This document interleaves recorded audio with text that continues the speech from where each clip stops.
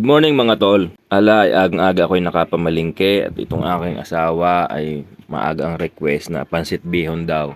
Ay daig pa naglilihi. Ay di wala ang magawa kundi pagbigyan at ito'y pagod kahapon. Ito'y maraming ginawa. Halos maghapon siya nagkukutkot at nagkukuting-ting dito sa bahay. Kaya ito ang reward niya. Pinagluto ko siya ng pansit bihon. Sa kadali-dalian, hindi ko na naalalang i-video na ako nga pala ay vlogger. Kaya hindi ko na naumpisa ng video. Nandito na ako sa pagigisa. Kaya yan, malapit na maluto ang aking pansit. Pero dinocuments ko pa rin. Para kahit paano ay makikita nyo kung paano ako magluto. Kung gusto nyo makapanood ng mga kompletong pagluluto ko ng pansit, marami naman akong video sa baba. Yung mga dati kong video sa Reels at saka long form video, nandun yung kompletong pagluluto ng pansit. Ang makikita nyo lang dito ay kung paano ko hinahalo at paglalagay ng toppings. Ayan. Halo-halo na ako dyan. Kailangan sa pagluluto ng pansit ay matyaga kayo maghalo para siguradong mapapaghiwalay nyo ng ayos yung mga hibla nya. At yan ay ilalagay nyo rin ng konting mantika para madaling paghiwa-hiwalayin ang mga hibla. Tapos dyan, pag malapit na siyang maiga, pwede nyo nang ilagay yung ginisang gulay. Sa paglalagay ng gulay ay magtitira kayo ng konti para mamaya ilalagay sa ibabaw pinakang toppings niya. At dadako na naman tayo sa matinding paghahalo.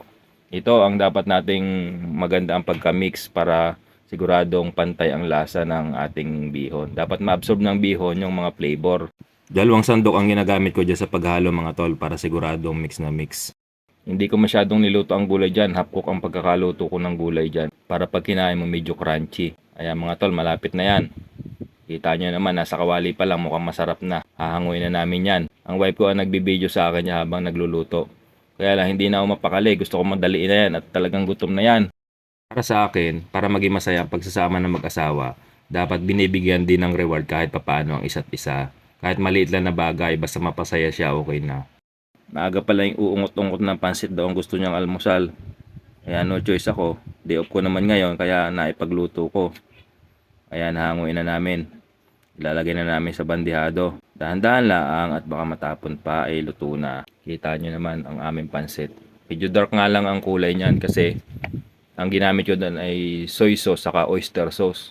Hindi na ako gumamit dyan ng asin. Siguradong masarap ang almusal namin mag-anak ngayon. Sama-sama na kami sa pagkain. May pagpipilian pa kaming pwedeng i-partner sa pansit. Meron kami ditong bahaw at saka monay. Tapos dyan, ilalagay yung topping para mas maganda ang design niya. Pwede na nga yung pang restaurant Ganyan yung mga nakikita ko sa mga restaurant. May toppings pa na ginisang gulay at karne sa ibabaw. Yung mga nakikita ko sa mga kinakainan ko, mga karinderya.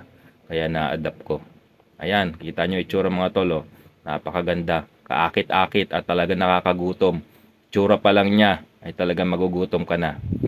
Ang wife ko ang una kong pakakainin. At siyang magmamodel ng akin nilutong pansit bihon gisado. Kasi niluto ko naman yan para sa kanya talaga Reward niya yan sa paglalaba kahapon.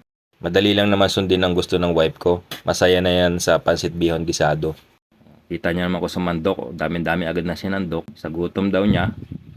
Ayan. Sige, kain ka. Magpakabusog ka. Namnamin mo yung request na pansit. Kita niya naman wife ko. Natural beauty yan. No filter. Wala pang ayos yan. Hindi nakakasawang ganda. Patingin-tingin pa. Anong lasa? Abay, ayos daw. Maraming salamat sa panonood mga tol. Ingat tayo palagi. Please subscribe Pads TV.